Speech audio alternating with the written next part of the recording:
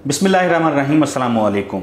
हुकूमत की जो मौजूदा हुकूमत है, इसका जो इत्तेहाद है, जिसको लोग मुख्तलिफ सहाफ़ी और तज्ज़ियाकार जो हैं वो ज़बरदस्ती की शादी करार दे रहे थे और कह रहे थे कि ये निकाह आप जो कर रहे हैं ये निकाह टूट जाएगा, ये जो हंडिया पकाने के लिए जा रहे हैं ये बीच चौराहे में फूट जाएगी, ये जो ताल्लुक़ बनाया है आपने, ये जो इत्तेहाद बनाया है ये गैर फितरी है, बड़ा जाली किस्म का है। इन लोगों के नज़रियात मुख्तलिफ हैं, मुख्तलिफ नज़रियात की हामिल जमातों को एक जगह पे आपने इकट्ठा करके ये हुकूमत बनाई है, ये ज़्यादा देर नहीं चलेगी। ये राय थी सहाफ़ियों की, बहुत से लोग इससे इख्तलाफ भी करते थे। मगर अब जो सूरत हाल बन रही है, जो चीज़ें सामने आ रही हैं, जो मामलात हैं, वो बिल्कुल उस बात को दुरुस्त साबित कर रहे हैं कि यह ज़बरदस्ती की शादी है और ये ज़्यादा देर चलने वाली नहीं है। मुख्तलिफ हुकूमती इत्तेहाद में शामिल जमातें हैं, एक दूसरे के खिलाफ उनके जो स्टेटमेंट्स हैं, जो मामलात हैं, मसाइल हैं, लड़ाई हैं, झगड़े हैं, वो आपको मैं इस वीडियो के अंदर बताऊंगा।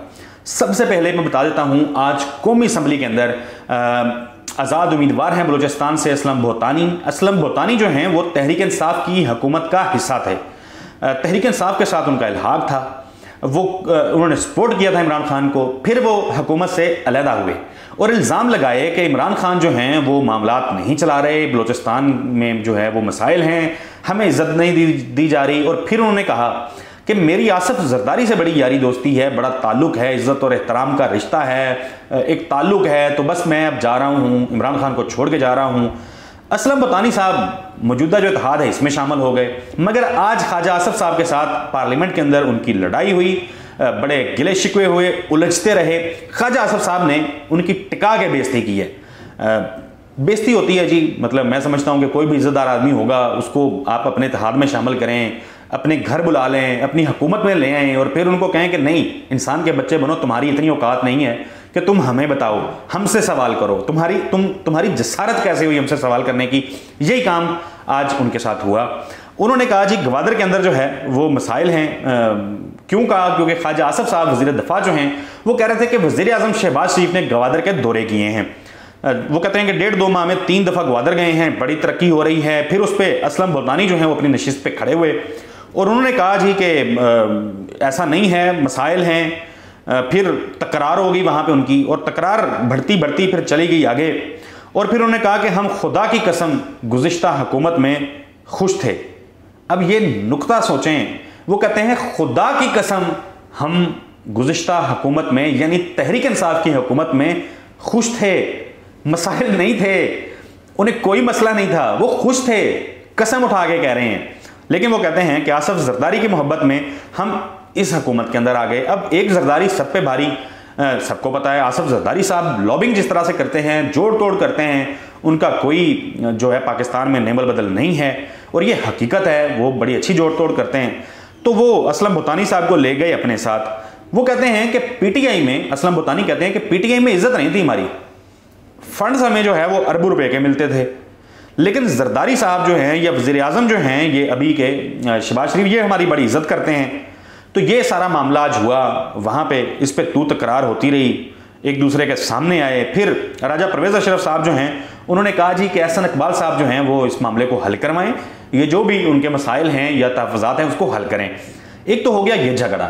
अब दूसरा झगड़ा है BAP, बलूचिस्तान अवामी पार्टी, बाप पार्टी।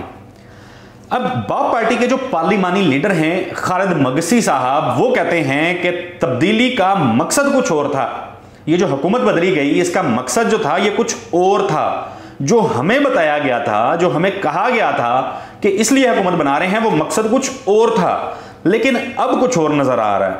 अब बात करते हैं तो मुंह जो है वो दूसरी तरफ कर लेते हैं। हम तो समझ रहे थे तब्दीली नजर आएगी, वो कहते हैं सूखा अखलाक दिखा दें। वो कहते हैं हमारी पार्टी की शिकायत हैं, हमें ऑन बोर्ड नहीं लेते, शिकायतों को ठीक कर लें, अभी भी वक्त है, अपने रवैयों को दुरुस्त कर लें, वरना फिर वो कहते हैं कि चुप करके बैठे हैं। ये अब सूरत हाल किसकी है जी? बलूचिस्तान अवामी पार्टी की, जो इमरान खान को छोड़ के इस हुकूमत में गई थी। उनको भी उससे भी ज़्यादा मसाइल। इमरान खान तो फिर उनको इज्जत देते थे, उनकी सुन लेते थे, अब उनकी हो रही है जी बेइज्जती। अब वो बेइज्जती करवा रहे हैं और इस हुकूमत के अंदर बैठे हैं। लेकिन खैर ये भी मसला नहीं है।